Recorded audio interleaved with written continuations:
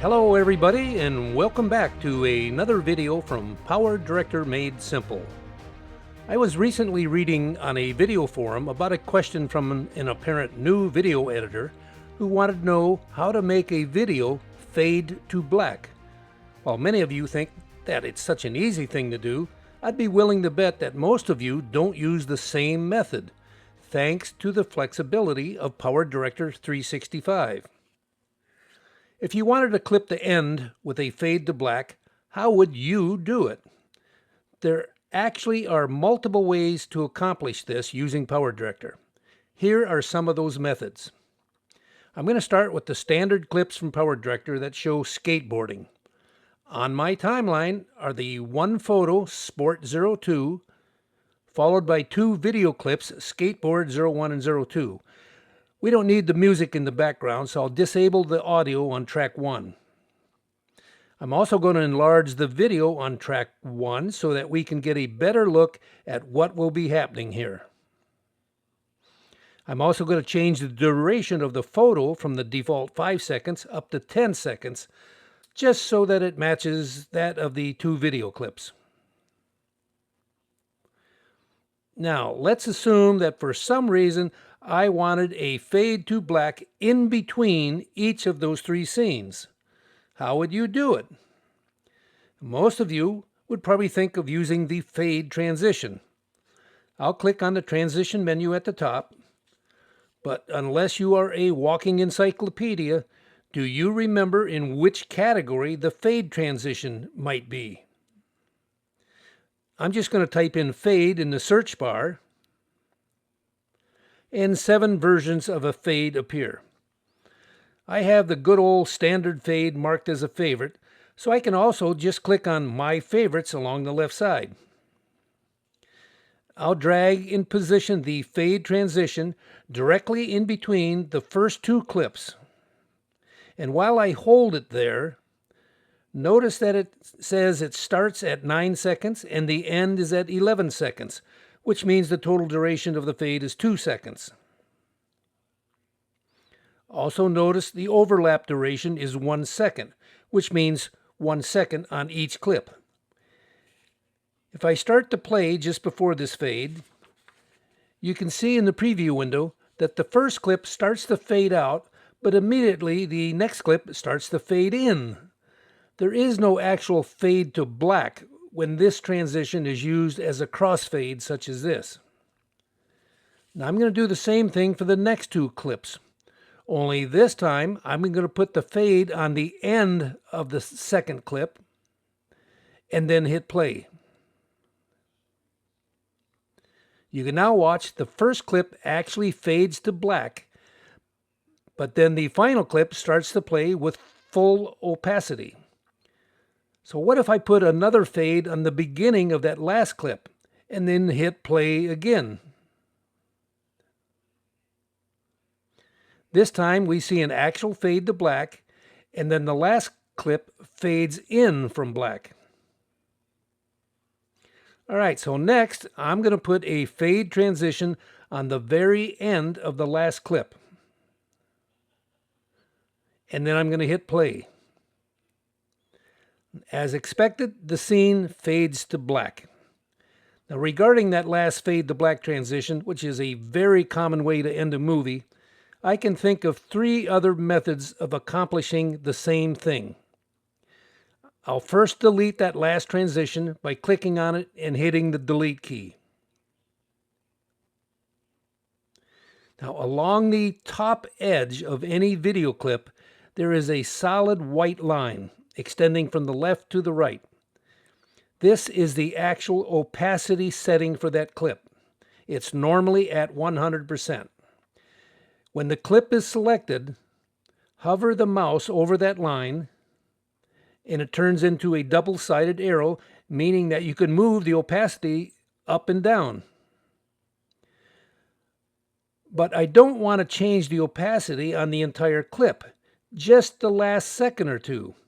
I can accomplish that by holding down the control key, and when the mouse is over the opacity line, I can set a control point. I'll set a point about 2 seconds in from the end. But I also need to define the segment that I want to change by adding another control point at the very end. Now I can click on that ending control point and drag it all the way down. Next, I'm going to hit play on that ending to see what happens. There, it just did a complete fade to black, just like the transition. There is yet another way to accomplish the same thing. I'm going to hit Control Z until my control points are gone and the opacity is back at its normal 100%. Next, I'm going to make sure that the clip is selected, and then I'm going to click on the blue Edit button. Along the left side, I'll click on the Opacity, Fade, and Blend option. I can then put a check mark in the Fade Out button to enable it. Now notice what happened to the opacity line on the clip.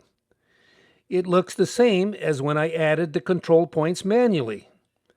Well, that was mighty convenient of Cyberlink to give us that easy method. So if I hit play again, it does the same exact fade to black.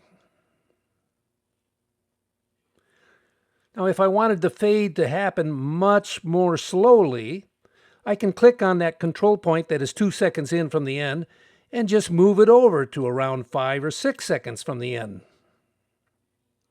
I'll hit play again and watch the slow fade to black this time. And there is yet a third way to accomplish the same thing.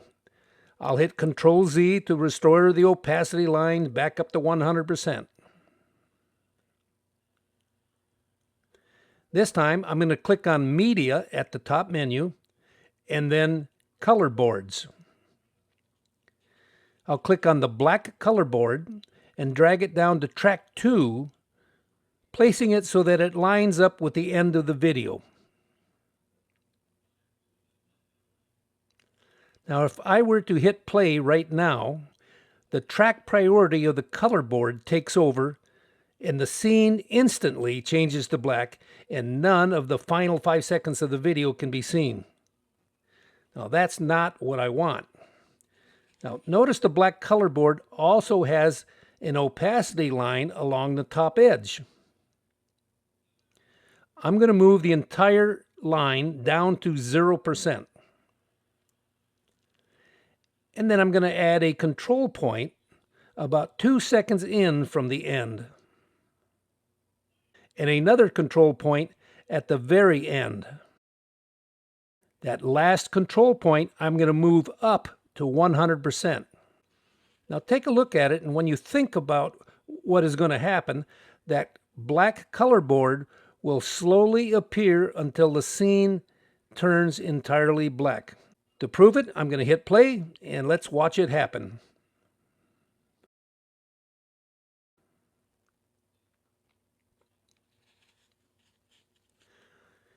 And there is actually a seldom used fourth method, which is a combination of everything we've used so far. I'm going to delete the color board on track 2, and I'm going to drag a new black color board onto track 1, placing it just after the video clip. Next, I'm going to go back to my favorite transitions, and I'm going to drag the fade transition down and place it over both the video clip and the color board. When I hit play now, the actual video starts to fade out during only the last 1 second until the scene turns black. You should have now learned that Power Director gives you more than one way to accomplish the same thing. Once again, whatever method you are used to is the correct method for you. So thanks for watching, and make sure to click that subscribe button if you haven't already done so. If you have any questions, comments, or suggestions for future videos, leave them below. I love to hear from you. Right now, pardon me while I fade to black.